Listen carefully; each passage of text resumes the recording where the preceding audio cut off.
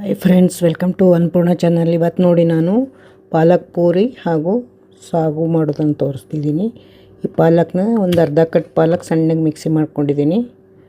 ಅದರಲ್ಲಿ ಒಂದು ದೊಡ್ಡ ಗ್ಲಾಸಿಂದ ಒಂದು ಗ್ಲಾಸ್ ಗೋಧಿ ಹಿಟ್ಟು ಹಾಕ್ಕೊಂಡಿದ್ದೀನಿ. ನೋಡಿ, ಪಾಲಕ್ಕೆಲ್ಲ ಮಿಕ್ಸಿ ಮಾಡಿ ಆ ಗೋಧಿ ಹಿಟ್ಟಿನ ಜೊತೆ ಕಲಿಸ್ಬೇಕು.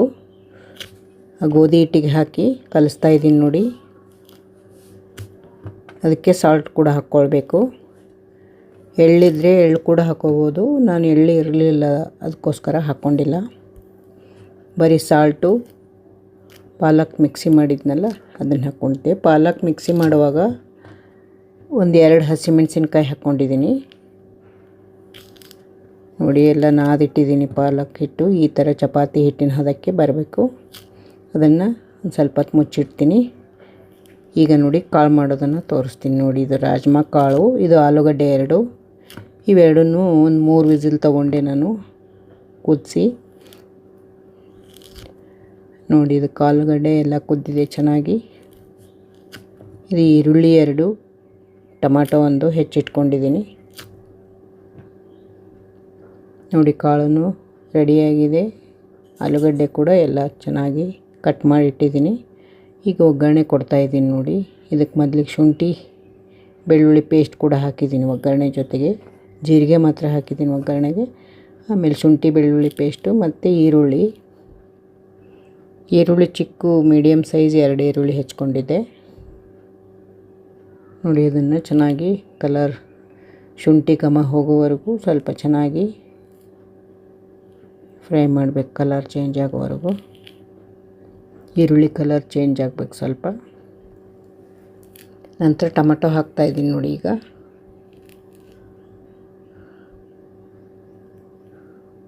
ಟೊಮೆಟೊ ಒಂದು ದೊಡ್ಡದು ಒಂದು ಹಚ್ಕೊಂಡಿದ್ದೆ, ಒಂದು ಹೆಚ್ಚಿಟ್ಟಿದ್ದೀನಿ ಅಷ್ಟೇ. ಅದನ್ನೇ ಹಾಕ್ಕೊಂಡಿದ್ದೀನಿ. ಈಗ ಫ್ರೈ ಮಾಡ್ತಾಯಿದ್ದೀನಿ ನೋಡಿ, ಒಗ್ಗರಣೆ ಹಾಕಿ.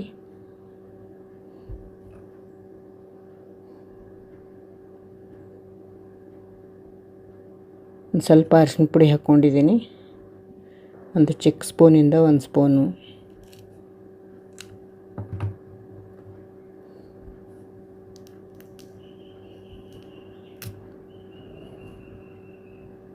ನೋಡಿ, ಇದು ಸ್ವಲ್ಪ ಧನಿಯಾ ಪೌಡರ್, ಇದು ಒಂದು ಸ್ಪೂನು ಧನಿಯಾ ಪೌಡರ್ ಹಾಕ್ಕೊಂಡಿದ್ದೀನಿ. ಅದನ್ನು ಚೆನ್ನಾಗಿ ಮಿಕ್ಸ್ ಮಾಡ್ತಾಯಿದ್ದೀನಿ ನೋಡಿ. ನಂತರ ಸ್ವಲ್ಪ ಗರಂ ಮಸಾಲನೂ ಹಾಕ್ಕೊಳ್ಬೇಕು. ರುಚಿಗೆ ತಕ್ಕಷ್ಟು ಉಪ್ಪು ಹಾಕ್ಕೊಂಡಿದ್ದೀನಿ ನೋಡಿ. ಎಲ್ಲನೂ ಚೆನ್ನಾಗಿ ಮಿಕ್ಸ್ ಮಾಡಬೇಕು. ಈಗ ಗರಂ ಮಸಾಲ ಹಾಕ್ಕೊಂಡಿದ್ದೀನಿ ನೋಡಿ. ಸ್ವಲ್ಪ 1 ಸ್ಪೂನ್ನಷ್ಟು ಹಾಕ್ಕೊಳ್ಬೇಕು ಗರಂ ಮಸಾಲ. ಎವರೆಸ್ಟ್ ಗರಂ ಮಸಾಲ ತರಿಸಿದ್ದೆ ನಾನು, ಅದನ್ನೇ ಹಾಕ್ಕೊಳ್ತಾ ಇದ್ದೀನಿ ನೋಡಿ. ಎಲ್ಲನೂ ಹಾಕ್ಕೊಂಡು ಚೆನ್ನಾಗಿ ಮಿಕ್ಸ್ ಮಾಡಬೇಕು. ನಂತರ ಖಾರದ ಪೌಡ್ರ್ ಹಾಕ್ಕೋಬೇಕು. ಆಮೇಲೆ ನೋಡಿ, ಇದೇ ನೀರು ತೆಗೆದಿಟ್ಟಿದ್ನಲ್ಲ ಅದನ್ನೇ ನೀರು ಹಾಕ್ತೀನಿ. ಬೇರೆ ನೀರು ಹಾಕೋ ಅವಶ್ಯಕತೆ ಇಲ್ಲ. ನಿಮ್ಗೆ ಎಷ್ಟು ಬೇಕು ಗ್ರೇವಿ ಆ ಥರ ಸ್ವಲ್ಪ ನೀರು ಹಾಕ್ಕೊಂಡು ಕುದಿಸ್ಕೊಳ್ಬೇಕು ಚೆನ್ನಾಗಿ. ಇದಕ್ಕೇನು ಹುಣಸೆ ಹಣ್ಣಿನ ಹುಳಿ ಅಥವಾ ಏನು ಹಾಕೋ ಅವಶ್ಯಕತೆ ಇಲ್ಲ ಬೇರೆ. ನೋಡಿ, ಸ್ವಲ್ಪ ಖಾರ ಹಾಕಿದ್ದೀನಿ. ಖಾರ ಜಾಸ್ತಿ ತಿನ್ನಲ್ಲ ನಾವು, ಅದಕ್ಕೋಸ್ಕರ ಸ್ವಲ್ಪನೇ ಹಾಕ್ಕೊಂಡಿದ್ದೀನಿ. ಎಲ್ಲನೂ ಚೆನ್ನಾಗಿ ಮಿಕ್ಸ್ ಮಾಡಬೇಕು. ಇನ್ನೊಂದು ಸ್ವಲ್ಪ ಹಾಕಿದ್ದೀನಿ. ಅದು ನೀರು, ಕಾಳಿನ ನೀರು ತೆಗೆದಿದ್ನಲ್ಲ ಅದನ್ನೇ ಹಾಕಿದ್ದೀನಿ.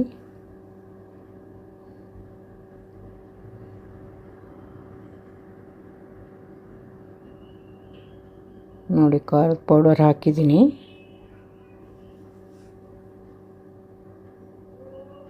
ನೋಡಿ, ಈಗ ಚೆನ್ನಾಗಿ ಕುದಿಬೇಕು. ಸಣ್ಣಗೆ ಒಲೆ ಸಿಮ್ಮಲ್ಲಿಟ್ಟು ಕುದಿಸ್ಬೇಕು ನೋಡಿ. ಸ್ವಲ್ಪ ಕೊತ್ತಂಬರಿ ಹಾಕಿದ್ದೀನಿ.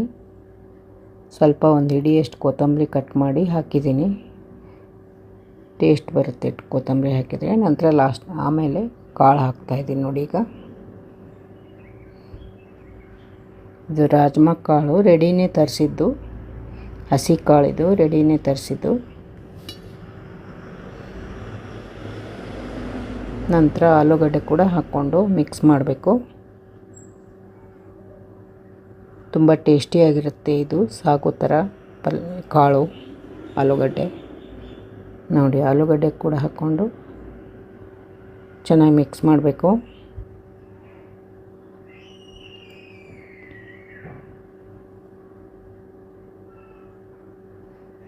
ನೋಡಿ ಚೆನ್ನಾಗಿ ಕಾಣಿಸ್ತಾ ಇದೆಯಲ್ವಾ.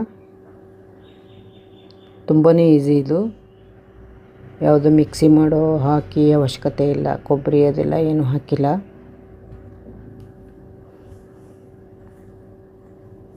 ನೋಡಿ ತುಂಬ ಚೆನ್ನಾಗಾಗಿದೆ.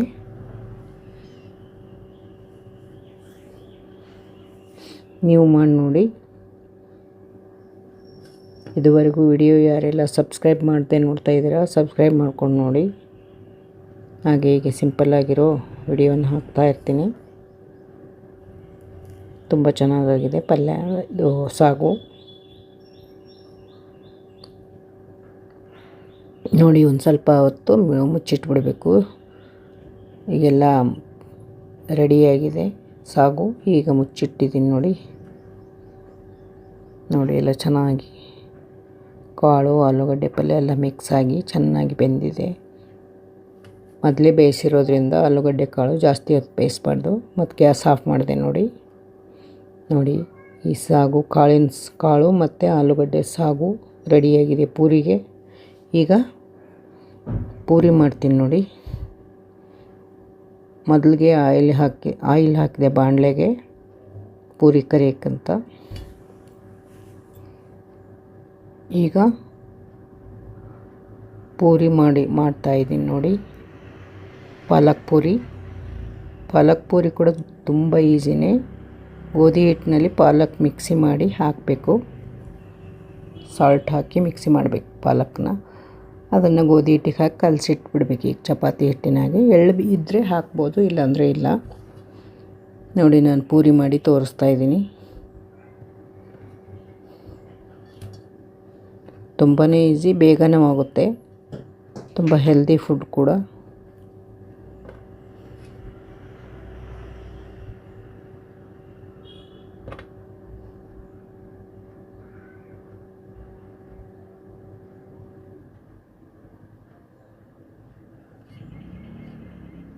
ನೋಡಿ ಲಟ್ಟಿಸ್ತಾ ಇದ್ದೀನಿ.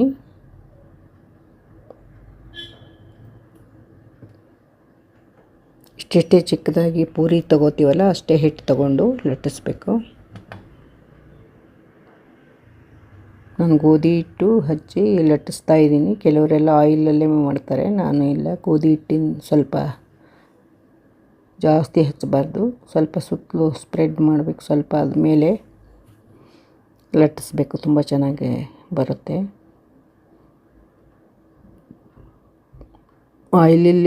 ಆಯಿಲಿಂದ ಲಟ್ಟಿಸಿದರೆ ತುಂಬ ಆಯಿಲಿ ಆಗುತ್ತಂತ ನಾನು ಹಿಟ್ಟಿಂದನೇ ಹಿಟ್ಟು ಹಾಕಿ ಪೂರಿನ ಲಟ್ಟಿಸ್ತಾ ಇದ್ದೀನಿ. ನೋಡಿ ಲಟ್ಟಿಸಿ ಒಂದು 3-4 ಹಾಕ್ಕೊಂಡು ಇಟ್ಕೊಂಡಿರ್ತೀನಿ ಒಂದು ಪ್ಲೇಟ್ನಲ್ಲಿ. ನಂತರ ಕರಿತೀನಿ, ಅದನ್ನೆಲ್ಲ ಫ್ರೈ ಮಾಡ್ತೀನಿ, ಡೀಪ್ ಫ್ರೈ ಮಾಡ್ತೀನಿ.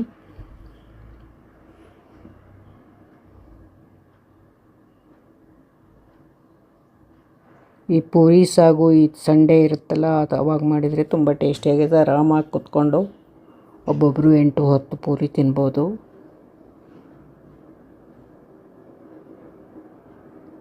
ಡೈಲಿ ಅಂದರೆ ಅವಸರ ಇರುತ್ತಲ್ಲ, ಆಫೀಸ್ಗೆ ಹೋಗೋ ಟೆನ್ಷನ್ನು, ಅವಸರ, ಸ್ಕೂಲ್ಗೆ ಹೋಗೋ ಟೈಮ್ ಇರಲ್ಲ ಜಾಸ್ತಿ.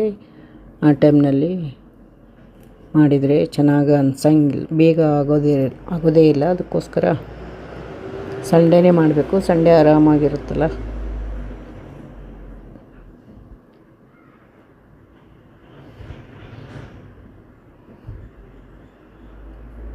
ನೋಡಿ ತುಂಬ ಚೆನ್ನಾಗಾಗಿದೆ ನೋಡಿ ಪಾಲಕ್ ಪೂರಿ.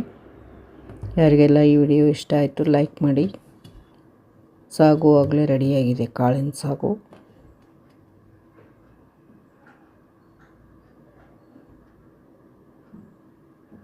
ತುಂಬಾ ಈಸಿ ಕೂಡ ಇದು.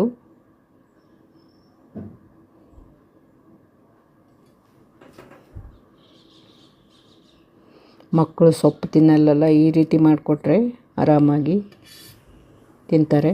ಈ ಥರ ಮಾಡಿಕೊಡಿ ಪೂರಿನ. ಮಕ್ಕಳಿಗೆಲ್ಲ.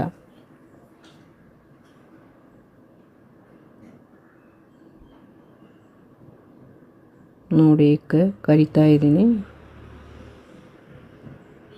ಚೆನ್ನಾಗಿ ಉಬ್ಬಿ ಬಂದಿದೆ ಪೂರಿ, ತುಂಬ ಚೆನ್ನಾಗಿ ಬಂದಿವೆ ನೋಡಿ. ನೀವು ಮಾಡಿ ನೋಡಿ.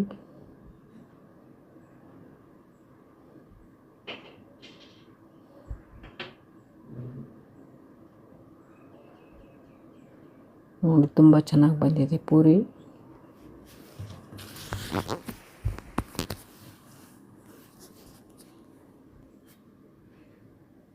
ನಾನು ಆಯಿಲ್ ಕೂಡ ಜಾಸ್ತಿ ಹಾಕ್ಕೊಂಡಿಲ್ಲ, ಯಾಕೆಂದರೆ ಸುಮ್ಮನೆ ಉಳಿದ್ಬಿಡುತ್ತಲ್ಲ, ಅದು ಆಮೇಲೆ ಯೂಸ್ ಮಾಡೋಕ್ಕಾಗಲ್ಲ, ಹಾಗೆ ಉಳಿದ್ಬಿಡುತ್ತಂತ ಸ್ವಲ್ಪನೇ ಹಾಕ್ಕೊಂಡಿದ್ದೀನಿ ಆಯಿಲು.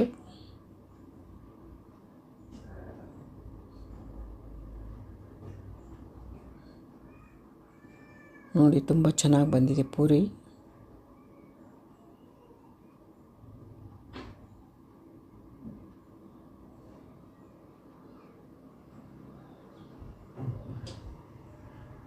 ಯಾರಿಗಾದರೂ ಗೆಸ್ಟು ಟಿಫನ್ಗೇನಾದರೂ ಕರೆದರೆ ಈ ಥರ ಮಾಡೋದು ತುಂಬ ಟೇಸ್ಟಿಯಾಗಿರುತ್ತೆ.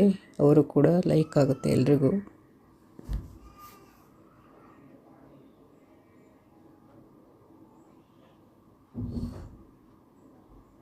ಯಾವಾಗಲೂ ದೋಸೆ ಇಡ್ಲಿ ಆ ಥರ ತಿಂದು ಬೇಜಾರಾಗಿರುತ್ತಲ್ಲ, ಈ ಥರ ಪೂರಿ ಮಾಡಿಕೊಂಡ್ರೆ ತುಂಬ ಚೆನ್ನಾಗಿರುತ್ತೆ, ಟೇಸ್ಟಿಯಾಗಿಯೂ ಇರುತ್ತೆ.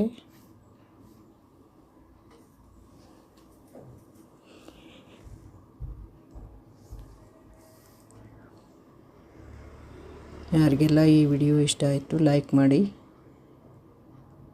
ನೋಡಿ ಒಂದು ಪ್ಲೇಟ್ಗೆ ಸರ್ವ್ ಮಾಡ್ತಾಯಿದ್ದೀನಿ ನಾನು.